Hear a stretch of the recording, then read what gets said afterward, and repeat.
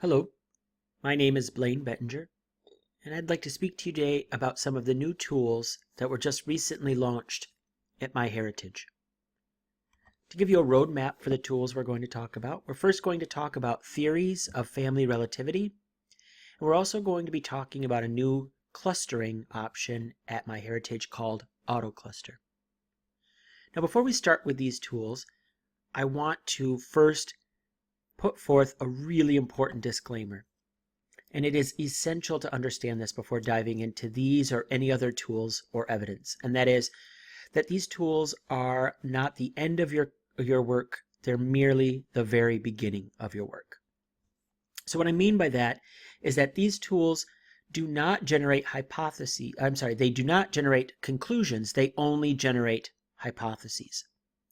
So they give you pieces of evidence that allow you to formulate a hypothesis, but only the human brain can create these conclusions. And conclusions are generated not from a piece of information here and a piece of information there. They're created from multiple pieces of evidence. In this case, because we're working with DNA, it'll be DNA evidence, and it will be large amounts of non-DNA evidence that we combine into a supportable conclusion. So you're never going to look at any of these tools or any tools anywhere else and come to a conclusion. You're only going to be generating hypotheses, and then those hypotheses that are created need to be tested. So just to emphasize, you are not getting conclusions from this tool or any other tool. You're only getting hypotheses. So whatever you get, whether it's a good piece, even if it's a really good piece of information, you have to test it, you have to research it, you have to verify it. And that's just like you would do with any other piece of evidence. For example, when you get a census record back and it says John Doe was age 45. Does that mean John Doe was age 45? Not necessarily. We all know that ages vary considerably depending on who was giving the information and a number of other reasons. If you get a death certificate back and it says the maiden name was Smith, does that mean the maiden name was Smith? Absolutely not. We know that many of those pieces of information are incorrect. In fact, I think it's probably rare to find a piece of evidence like that, a record or a document that is completely correct. Okay, so we have to take what we get and work with it from there. This is just the beginning. But I want to help you understand these tools so you can generate the hypotheses that you can ultimately study. So the first one I want to talk about is theories of family relativity. So what is this tool? Well, this tool, if you think about it, is meant to automatically generate a hypothesized relationship path between two matches.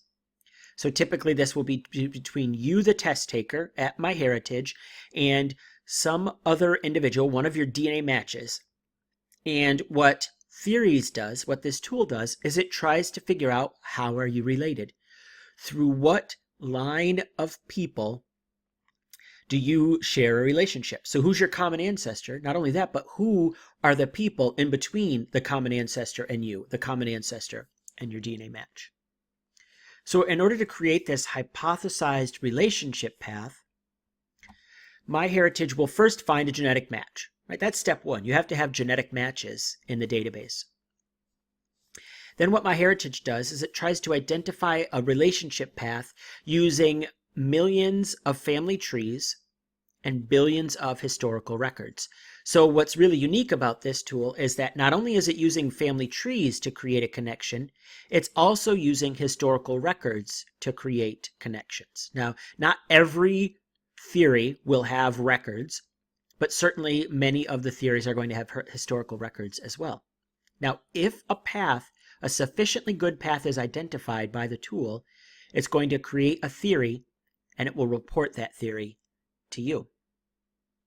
Now, MyHeritage has a blog post announcing this theories tool, and they talk about something called the big tree. So as you can see here, the big tree is essentially a big data graph that connects billions of data points from thousands of databases in MyHeritage. So it essentially is trying to connect every record, every person in a big family tree, so that when two people in that tree are connected, it tries to find the path or paths between those two individuals. And in fact, some of your theories will have multiple different paths, meaning you may be related to someone based on this big tree, based on the MyHeritage dataset, to someone multiple ways. And in fact, we're all related multiple ways once you go back far enough, but some of us are actually related multiple ways fairly recently. And so theories might actually show you one of those or multiple of those. So certainly that is, of course, always a consideration, right? Is the connection that's been identified the only one, or might there be others as well, whether or not they're identified by theories? Always something to think about. So to create these theories, MyHeritage uses trees from MyHeritage. We know there are millions of trees at MyHeritage. It uses Genie trees, and it also uses the Family Search family tree. Now, Family Search actually only has one family tree. It's a universal family tree that is attempting to create one node for each ancestor, meaning there's only going to be one Ramiro Spicer in the tree, for example, and all the descendants and ancestors will be clustered around that one node. So unlike MyHeritage, where everyone might have their own tree, Family Search has that one single tree. Now, Theories has access to all of this. So Theories can use anything from MyHeritage, from Genie, and from Family Search in order to create these connections. Not only that, the records include MyHeritage's entire collection of historical records. The ones I most frequently see are actually census records, but it can use anything in its database, and that includes billions of records. So it's using some combination of these to create the pathway. Now, I've also seen pathways that are only from MyHeritage trees, for example, some that are a combination of a couple of these. So it really will depend on your particular pathway. You may see something quite commonly, or you might see combinations from time to time. Now, let's say you want to get to this new tool. The way you do that is by simply looking at your match list. So first you go up to DNA, then you click on DNA matches, and then right now, because this tool is new, there's actually a big banner. So right above my DNA matches, I see a banner called Theory of Family Relativity. And so what I can do is I can just click on this to look at my theories. Okay, so I click on View Theories. And right now I have 6 theories for my tree. Okay, so you can see there are 2 of my theories, one to Janet Matthews and one to Carl Phillips. So right now I have 6 of these that I can look through. Well, how do I look at a theory? There's a couple of different ways, but the main way, if you want to jump right to the theory, you may want to review this match first, but if you want to go right to the theory, you click on View Theory. Now, according to this, what it's saying is Janet Matthews is your first cousin once removed according to the theory of family relativity. What does that mean? It means it has found a connection in the big tree, and it has identified us as being first cousins once removed.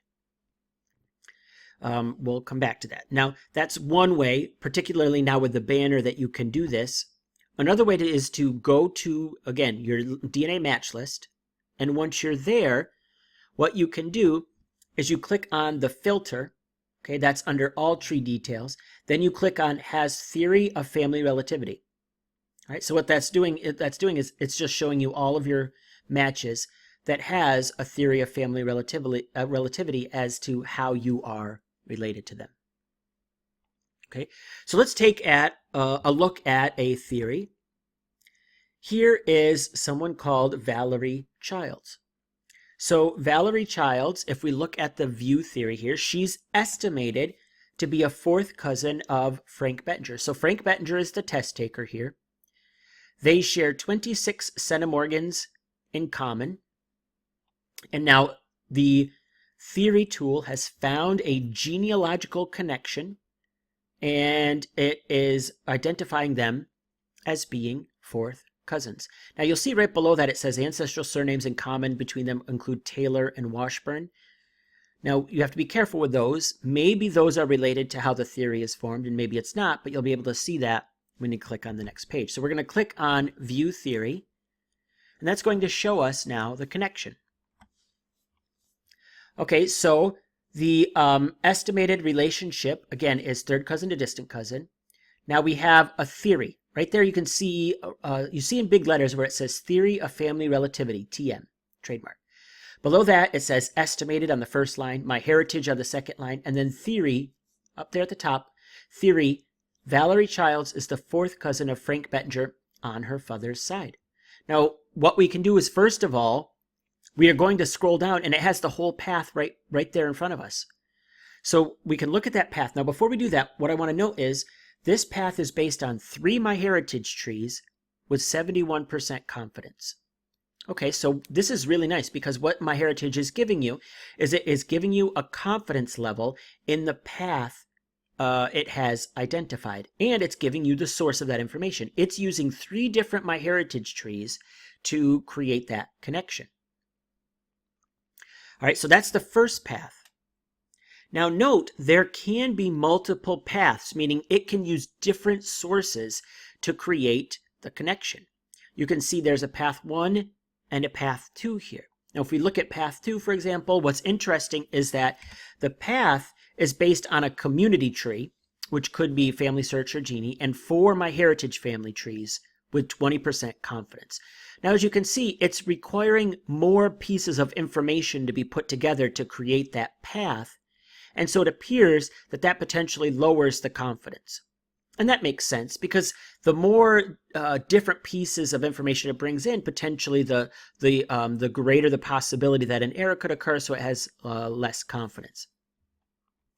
All right, so here first we're going to look at path 1. Okay, so what you can see now is it's showing you the connection between Frank Bettinger and between Valerie Childs. So there's essentially 3 panels here. If you look up at the top, there's a panel from my own tree. So it's from the Bettinger website here.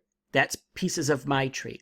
And so if we're looking at just that panel to the right, you can see I have Frank Bettinger and his father, and then back to ancestors Cyrus Taylor and Betsy Nash. Now, Frank Bettinger is descended through their daughter Angeline, but it looks like Valerie is descended from their son, Philetus Swift Taylor. So I only have Philetus in my tree. I don't have any children, and I certainly don't have Valerie Childs in my tree. But what MyHeritage has done has identified another tree, and it has Philetus in that tree, but it also has descendants that it has identified in that tree. So it said, okay, well, it looks like that Philetus is the same as that Philetus, and so we are going to say they're the same individual. And the thing is, we don't have to essentially assume that's true, because what we can do is we can click to review. Not only that, what you note is it is including actually a confidence level for us.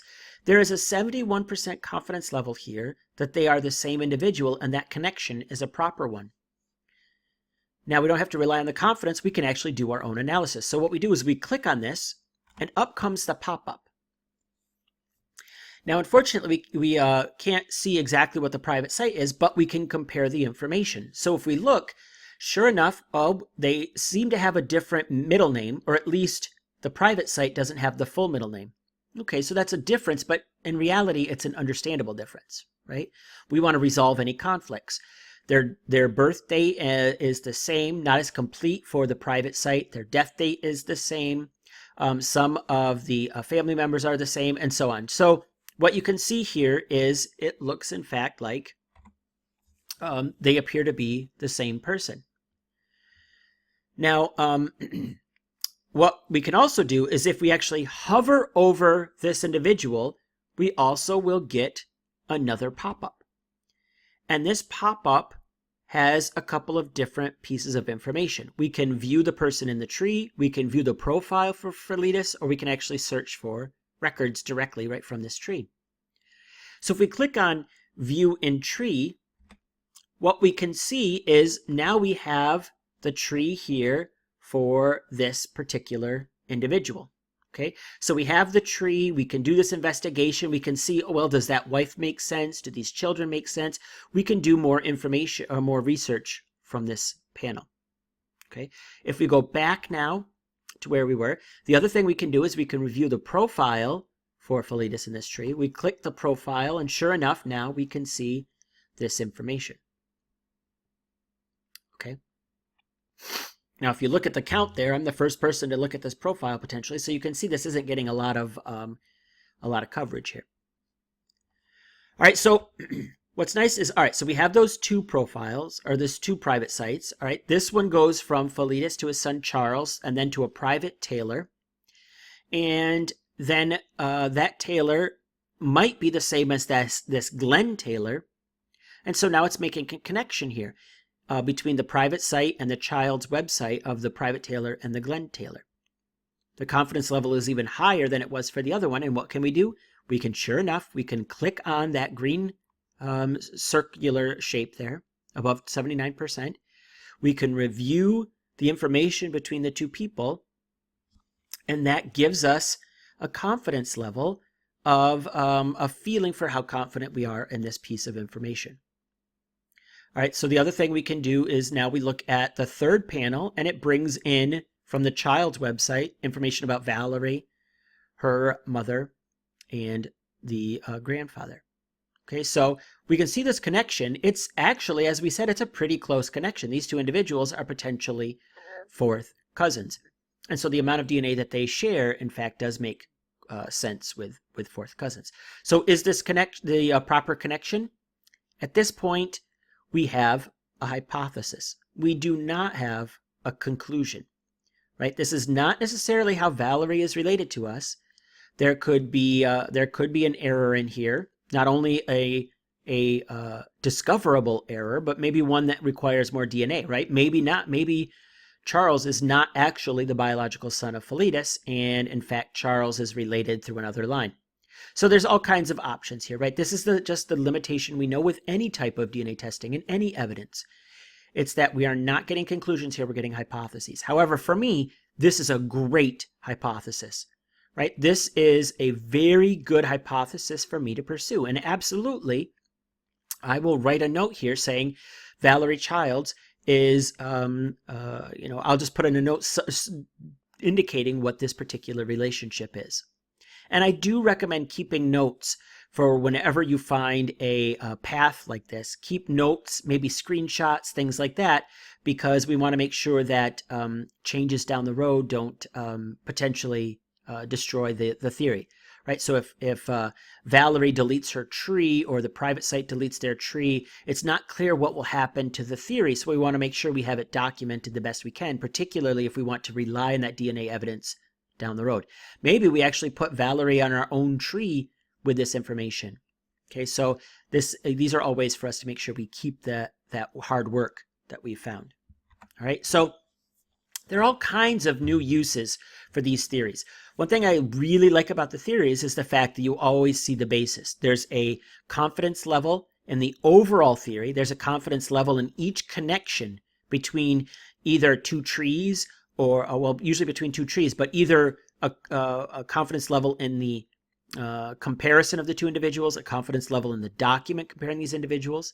Again, it's not infallible. It will, because it's an automated system, it's going to identify people being the same that aren't actually the same, but that's part of our review process, right? If we only want matches with a 100% confidence level, we won't get any theories. We have to understand that if we want to get theories for us to investigate, if we want to generate hypotheses, we have to be willing to deal with the potential for errors. Only by lowering the threshold can we allow to see it. Now, do we want to see theories with 1% confidence level? Absolutely not. So maybe you only pick theories you're comfortable with. Maybe only paths, for example, that have a certain confidence level, or connections between trees that have a certain confidence level. But for generating them by the algorithm, we can't set it to 100% or we won't have any theories at all. Okay, so you can identify new relationships with your matches, right? That's the whole point of this, is figuring out how people are related to you. Once you figure out how people are related to you, you can then add them to your tree. So I can now add Valerie Childs to my tree, for example, understanding that it is for now a tentative assignment. I have to do other investigation. Are we potentially related to some other line or things like that? And the other thing is, if you're working on a conclusion, right, that requires lots of evidence, then you're potentially adding new evidence to this hypothesis. Am I really a child of Cyrus Taylor? This is potentially genetic evidence that might help support that hypothesis. Okay, so investigate your through lines and really dig into these records. It's really great. All right, another tool at MyHeritage is called AutoClustering. Now, I'm a huge fan of clustering in genetic networks. I think they're a huge component of the future of DNA evidence. And this tool that allows us to cluster is a brand new one at MyHeritage. So to access this tool, what we do is first we come up to DNA, and then we go to DNA Tools. Now, as of right now, there's still a new button because this is a new panel for us to see. When we click on DNA Tools, we will see 3 tools presented to us. It is the chromosome browser, which we had previously. There's the AutoClusters, which is the new tool, and there is the ethnicity map. Now, today we're only going to focus on the AutoClusters. And as you can see, it's an automatic tool that organizes your DNA matches into clusters that likely descended from common ancestors. What does that mean? Well, we're actually going to look at that in just a moment. So in order to look at AutoClusters, what we're going to do is we're going to click on Explore. All right, so when we click on Explore, now we're just picking this one panel, and now we're just focusing on this one tool. All right, there's some really good information here. There's an example of an AutoCluster off to the right, so that you might see that might look something like yours. And each of those colored blocks represent a cluster of your DNA matches. And they're clustered based on sharing DNA in common with each other. Not necessarily the same segment, but they're shared matches. So the red box is a cluster of shared matches.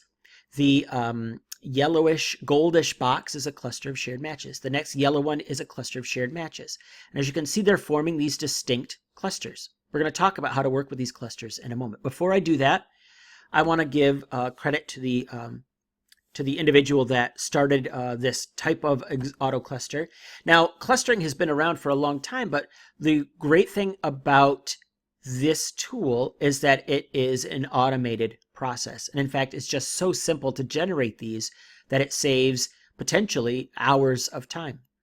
So as you can see, if we look down there, see that red arrow? It says the AutoClustering feature on MyHeritage was developed in collaboration with Everett Jan Bloom. So EJ created this tool, and in fact, if we look here, this was originally a tool that started with his website at Genetic Affairs, and this was last year in 2018. Genetic Affairs worked by clustering shared matches using 23andMe, Ancestry DNA, or Family Tree DNA in common with matches. And now, as a result of this tool, it is now available at MyHeritage. So just a very quick refresher on shared matching. Here, the way shared matching works is I share DNA with a match number 1. Well, at the company, it also happens that I share DNA with match number 2. And because the database is so big, we're finding more and more of these instances, and that is that match number 1 and match number 2 share DNA in common as well. And so we form a genetic network. Now, there's no requirement that we all share the same piece of DNA, just that we're sharing DNA in common, meaning I share DNA with match 1, I share DNA with match 2, and match 1 and match 2 share DNA together, right, with each other. And this forms a genetic network. Well, okay, that's great, but why are these genetic networks so important? Well, one main reason these networks are so important is because of this. When you have a cluster like this, a network, a group, there is a hypothesis we can form. The hypothesis is essentially this, that match number 1 and match number 2 are all descended from the same ancestral couple. Now, it's not necessarily at the same generation. Sometimes match 1 might be a little bit further back, but essentially we're all descended from a particular group, usually 2 individuals here, a husband and a wife that had descendants, and maybe it's a very recent one. So if we're all first cousins, right, the ancestral couple is grandparents, in which case clustering isn't going to be very useful. It's going to be much more useful, though, if we're all, say, approximately third cousins or fourth cousins, and we're working with ancestors much further back. So this is the fundamental theory behind these clusters. The more people I add to a cluster, the more I have to work with to try to identify that ancestral couple.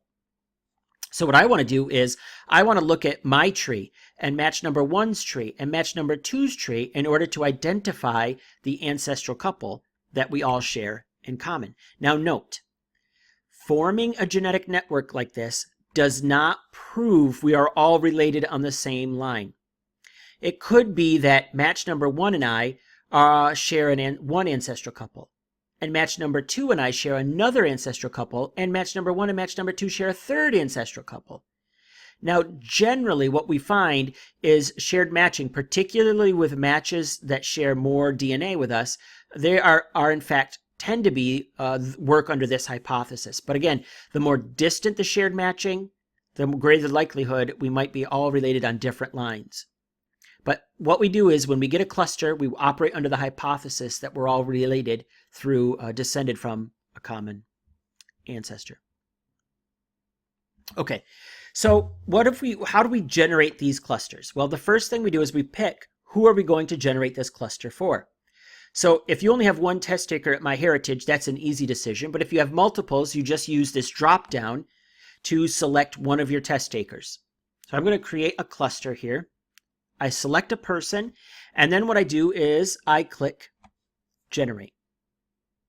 Okay, so once I click generate, if it was successful, I'll get a pop-up.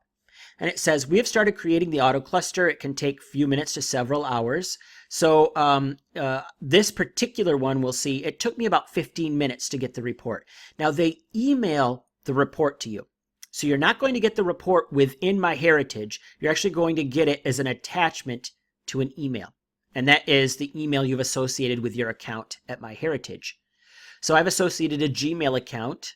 And so what I can do is I can dismiss this pop-up. And again, as I said, I'm not going to see anything at MyHeritage. Instead, now what I have to do is I'm going to go to my email. So when I go to my email, I get a notification from MyHeritage that says your AutoCluster report is ready. Now it has a zip file. As I said before, this was about 15 minutes. I've had it take longer or less depending on the timing of day. It says your AutoCluster report is ready. And now what I can do is I will open the email. All right, and it says a zip file is attached. Read this email, and it says, in it you will find 3 files, an HTML file which contains a visual representation of the AutoCluster analysis. In other words, there is in the zip file an HTML file, which is the boxes, the colored boxes that we just saw. So what do you want to do? You want to download the attachment, the zip file, to your computer and then open that zip file. So here's what the attachment looks like, at least in Gmail. Okay.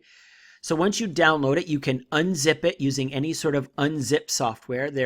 Most computers these days do it automatically, but you might have to install a piece of free software to unzip. But once you open that zip file, you're going to have various files here. So for example, you have the HTML, which is the one we're really interested in right now. We're going to open the HTML file using a browser such as Chrome. I find it always works well in Chrome. Most people, about 60%, use Chrome, so we'll look at that. When you open up this file in Chrome, this is what you're going to have. You're going to have those genetic clusters. Now, I'm only showing partial of it because if you look off to the right, what you'll see is I have at least 19 clusters, but they're organized by size. So I see my largest cluster with 24 members first, and then my smaller and smaller clusters. Now, what I really like about this is that MyHeritage's algorithm automatically selects parameters for us. So we're not going to go in and select what the maximum size is, what the minimum size is. We're going to use this to automatically select parameters that work for us. So as a result, what we're seeing is that this will work for some endogamous populations, whereas before there was a lot of trouble and difficulty actually creating these clusters for endogamous populations. Now, some endogamous populations, this just doesn't work. All right, so I don't want to give you false hope that you're going to get a good result, but this does increase the likelihood that you're going to get good clusters. All right, so what do we do now? We've already talked about this, right? Each of these clusters represents common ancestry through an ancestor or an ancestral couple. At least that's our hypothesis. It doesn't prove it, right? But that's our hypothesis. We believe everyone in cluster 1 is related to us through shared ancestry. Everyone in the gold cluster number 2 is related to us through shared ancestry, and so on. All right, so here's the entirety of cluster 1, right? All of the people that are listed there on each side, the intersection of those individuals all creating this large in common with cluster. Remember a hypothesis? People in a cluster share common ancestry. So do we do this information? Well, below on the same browser page that we opened up this AutoCluster, below this, we see a table that contains information about the people in that cluster. So we're going to see a table of information about people in cluster 1, cluster 2, and cluster 3. Here, for example, is a table of information about the people in cluster 1. There are 24 people. You can see how much DNA we share, the largest segment, how many segments, and you can also see the number of people they have in the tree. All right, so there's 24 people here. Now, if you click on any of these people, it will take you to the match page at MyHeritage for that person. Similarly, if you click on the tree, it will take you to that person's tree. So what you can do is systematically open up the trees for this cluster. What do you do then? Well, you look for a pattern, right? You look for a common location. You look for common ancestors. Now, typically, if I had this listing, for example, I would probably open up the biggest trees first. So I would open up the trees with, I would say, 10 or more people in them. So the 2444 tree, the tree with 10 people, with 65 people, 4,000, 8,000, and so on. And then I'm going to look at those trees, and I want to find potentially the common ancestor. Now, based on the amount of shared DNA, it's very possible that for some of these people, it might be beyond the reach of these trees. But these relationships aren't so distant where it would be surprising to find a common ancestor in these trees. So let's say I open these trees and I find a common ancestor in 3 of them. Right? Does that prove I've found the common ancestor? Absolutely not, particularly if maybe all these people came from a common place, and so we might share ancestry on multiple lines or multiple different lines, but it is a hypothesis. Right? So if I find a common ancestor in 3 of these trees, that's my working hypothesis. So John Doe and Jane Albro, if that's my hypothesis, what do I do? Well, I'll build out the trees for the other matches and see if perhaps they link on either with that couple or with another couple that I recognize, and continue to do that process. The more people in this cluster that I find matching through the Doe-Albro family, the greater the confidence I have that this looks like a viable hypothesis. On the other hand, if I start building out these trees and find we match through another family, right, I may reject the Doe-Albro hypothesis, but that's how you work with these clusters. Now, this is a great cluster because there's a lot of people, and there's also a significant number of trees here, including some very good, or at least hypothetically good trees, or at least they're big trees, right? Now, some clusters are going to be a lot more challenging. As you can see here, I have clusters where the matches only have 1 or 2 people in the tree. When that happens, what I want to do is, if I can, build out the tree for them, and potentially I will find the connection, or at least a hypothesis for the connection. And again, so just work with each of these clusters. Pick a cluster maybe that you think is most interesting, or pick a cluster that has people you already know how they're related to you. So if I look at this cluster 1, for example, and there are 3 people here that I know how they're related to me already using either trees or they're people I knew and asked to test, things like that, then that can help me figure out potentially a very quick hypothesis for these other matches and build out their trees to look for that same family or look for a different family. Okay. Now I want to emphasize again, these tools are generating hypotheses. They are not generating conclusions. So if you find a common ancestor in a cluster, or you find a theory of family relativity. It's not a conclusion, it's a hypothesis. You want to test it, you want to review it, you want to try to prove it wrong and see if it lasts. If it sustains your attempts to prove it wrong, then it is a stronger hypothesis. So it's really important to remember that there is absolutely no tool or piece of evidence that provides you with a conclusion. Only a human brain can reach a conclusion.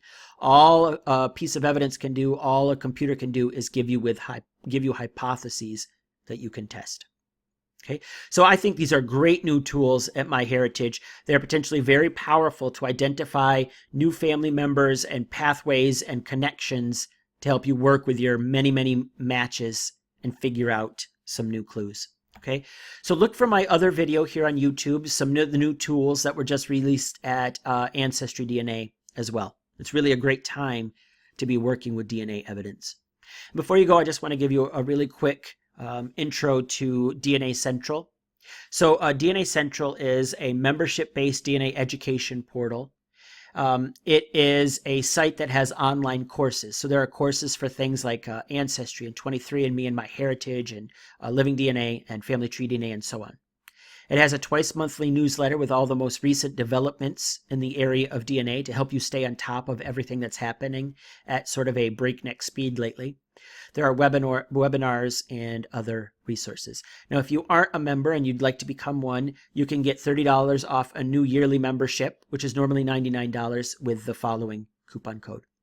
So with that, thank you very much for joining me, and hopefully you have a lot of fun playing with these new tools at MyHeritage. Good luck with your research.